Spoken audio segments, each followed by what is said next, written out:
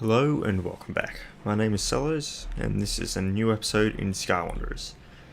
So we're back in the Skywanderers universe, and basically there's been a few updates since the last video. So the last video was more or less about shields, and we've done a giveaway video since then, so if you haven't entered the giveaway I recommend doing that because it's going to end in the next couple of days. But basically, aside from the giveaway and the shields, we've had two major new updates and one separate devlog video which is showing off AI and future weapon improvements. So we haven't actually seen much in the weapons regard, but from what he mentions in the devlog is that we will be getting AI first, so that way he can effectively test weapons. And I guess that makes sense to me. I understand why it would be better to have both weapons and AI at the same time. That way you can actually test to see if weapons are effective enough against a moving target and in order to take out an AI enemy ship sort of thing. So it's probably better that he's doing both at the same time rather than separately. So either way, we'll just be glad to see where it goes and would love to have all that sort of stuff in the game. But separate to that, we are now in the stage of no longer, well, standard flight mode, which I feel people are slowly getting used to. But now more or less we're in a mode called 6 degrees of freedom mode. So basically, instead of being in a F2, there we are. Instead of being in a mode where you throttle up and then you just sort of steer the ship at a particular speed, and you can throttle down to slow down your speed, and then you can also use maneuvering thrusters in order to move at a very slow speed into various areas, which I find really useful for lining the ship up in terms of displays and all that sort of stuff. Now it's a little bit different. So aside from all the new control schemes, which is press F for everything basically, we will hold F to get in the seat and hold F to enter the ship, and we'll just close the back hatch there with the landing gear button. So as you can see, we are in a puddle jumper. We'll just close that off there, and as it were, things are a lot quicker now. You no longer throttle up.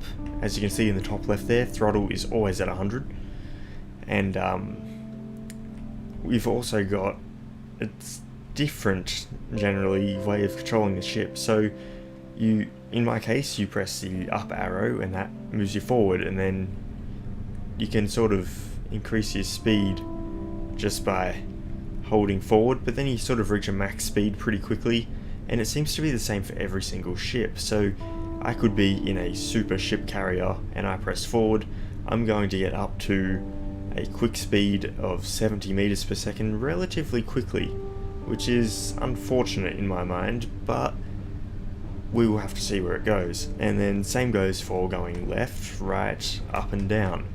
So you can go up, down, left, right, forward, backwards, all very quickly, as opposed to the original maneuvering mode, which was more or less 3 meters per second in any direction. Now it's closer to 70 meters per second in every direction. It makes sense for fighters, don't get me wrong. This could be great for ship-to-ship combat in maneuvering, just sort of Battlestar Galactica style, flipping the ship around and being able to instantly attack someone behind you. It sounds very cool, and I'm sure it will be good in the future, but at the moment it feels not entirely done to me. That's just my personal opinion though.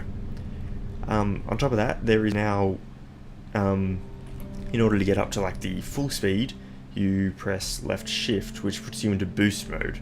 So if I'm already travelling at speed, it will be a bit of a proper boost, as you might expect, but because I was just stopped and I press boost, I'm now gaining speed, and I'll go to a speed higher than standard flight mode from memory. I hope anyway. And we'll actually just deploy the engine pods for old time's sakes. So as you can see, it's sort of just a way of switching between the two separate flight modes. So you've got the standard 6 degrees of freedom mode, it's called, so 6 off. And then you've also got the boost mode, which sort of changes it to the original way of flying, which is just full speed in the direction you're pointing, really. but the problem is you can't actually reduce your speed. I'm not sure if that's a bug or something that's not been implemented yet, but either way, it is a little bit disappointing for the moment because every single ship seems to fly in the same manner, despite the fact... Okay, so leaving boost mode also sort of just reduces the speed to 0 straight away, which is odd, but oh well. Moving away from the new ship movement styles, which they're okay, but I think they need a little bit more work. So in order to leave a cockpit, you need to hold F, which leaves that one there first, so that way you're not accidentally leaving the control stick just by tapping F. Instead, you actually have to hold it, which it's taken me a little bit of time to get used to, but it will become more fluid for people in the future. It's just that it's all very new to us still. Separate to that, we've also got the Multitool update, which is really cool. It's cool. There's not a whole lot more I can say about it though. It's a really good concept and I really like it. In terms of survival mode, it makes perfect sense, and I'd love to see this sort of system in survival mode. But in creative mode at the moment, I honestly can't say that I actually very much like it. A few disadvantages is that you can no longer pick a colour and then place every block in that colour. So every single block from now on is actually just a default colour, and then you have to select a paint and then proceed to paint it later. And you can simply unpaint an object by doing the opposite of painting. So I've actually switched my controls, so right click is paint and then left click is unpaint, which is pretty confusing because usually I'm used to be able to just left click paint and then right click to set the paint color. So it's a bit of a change with the control scheme, but I'm sure I will get used to it. And braking blocks now as well, it's a hold the left click. I quite like the braking block. I mean, that's probably one of the only features I'm really loving at the moment, except for the repair tool.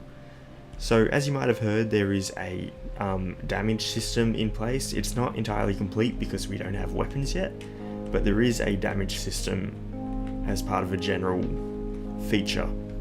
So with the repair tool, you can simply use a beam and repair everything, but that's kind of useless in this case because there's nothing broken. So let's go and break something. So we'll just jump into the cockpit here, and I'm sure I had another puddle jumper somewhere. If I can find it, there it is.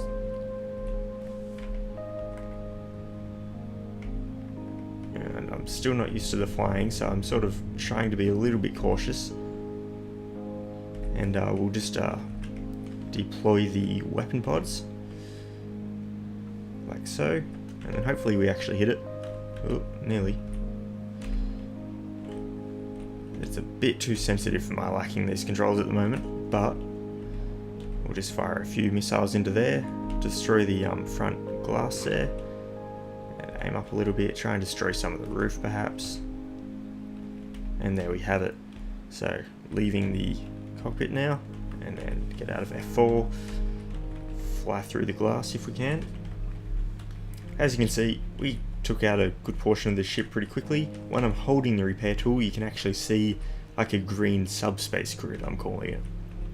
So basically, when you break a block with a missile or a laser or anything that is basically a weapon, it no longer completely destroys the block, like in other games like Space Engineers for example. You break a block with a missile, that block is gone forever. You're going to need to place down a new block, weld it up, and then you've got that block back, and you have to weld the blocks around it in order to make sure that they're no longer disfigured. It's a little bit annoying, and it's cool for that game, but in this game, it's not really the same sort of system.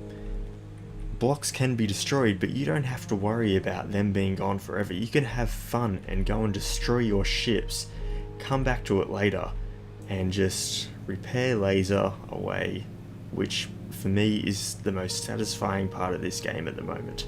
Except for building, you just go to your ship and you repair laser it, and watch all the damage that you've just inflicted on your own ship disappear.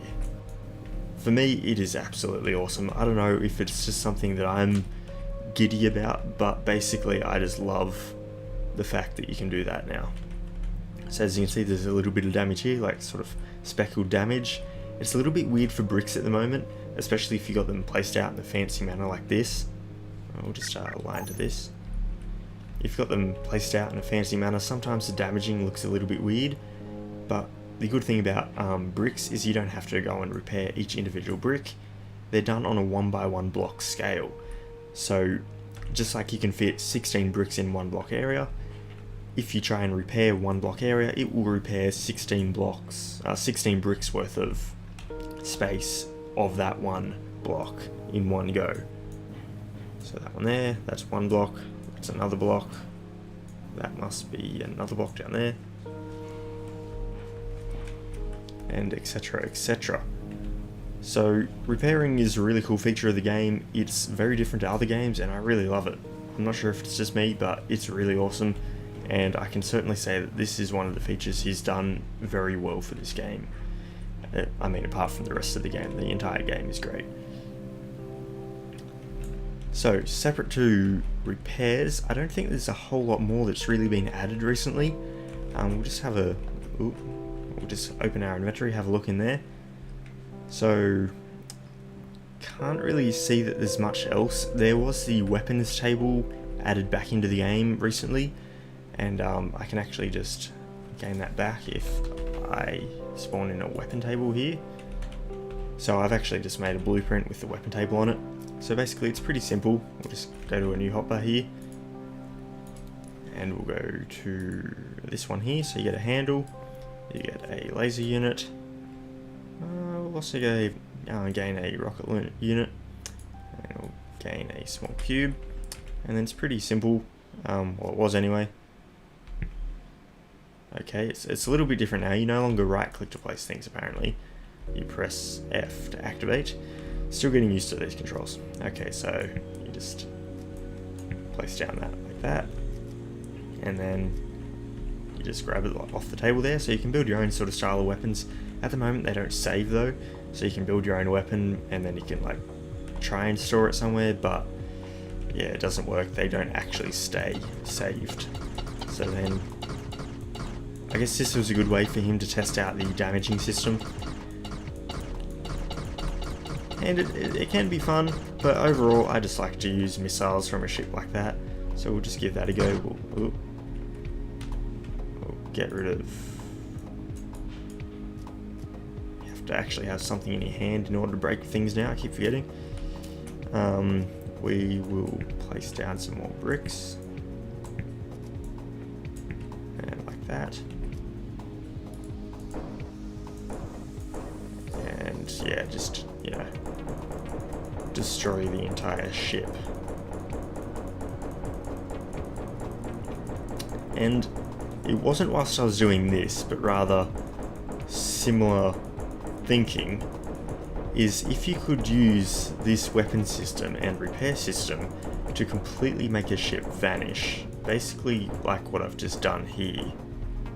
Can't really get rid of that there. Okay, there it is. If we just sort of get rid of a few more chunks here, just to stress the point.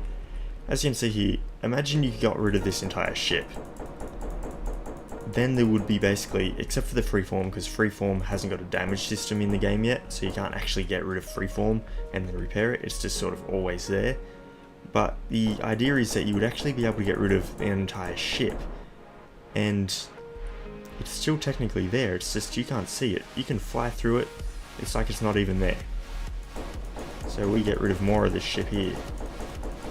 There could be completely nothing left. And then all you'd have to do is repair the ship and you're good to go. But that's just not entirely all of the thinking. In future updates, it is expected that we get a large ship way of repairing things, in which a ship would fly through a laser grid of sorts and have the ship repaired layer by layer. This was suggested by someone from the Discord, and as far as I know it's been improved and it will be in the game later on. Basically the ship will be repaired layer by layer as the grid goes past it. And that got me thinking, if you could destroy an entire ship to the point that it basically doesn't exist like this, and then you fly it through that grid, you could potentially make a ship stay where it is, and then when you need it, just, you know, fly a laser grid past it and bring it into existence. I mean, we don't actually have any sort of printing of ships and like the spawning of ships in a survival manner, but in future, like, that will probably be the proper way of doing things. But for the moment, it was just sort of a cool idea. You could get rid of an entire ship and then bring it back in through simply repairing it. I mean, this will take a lot longer to repair because I'm using a single beam which does like one block at a time, really. And there's a whole lot of blocks on this one because it's extremely compact.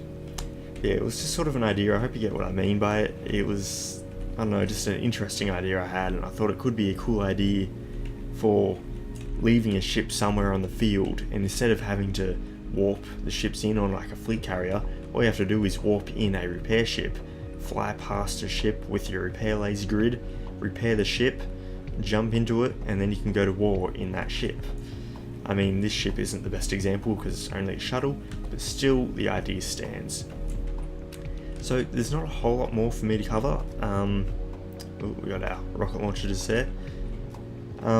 Basically, the multi-tool is pretty cool. You got the hologram above it, and you can sort of see what you're about to place, and then you place it, and then you can destroy it like so.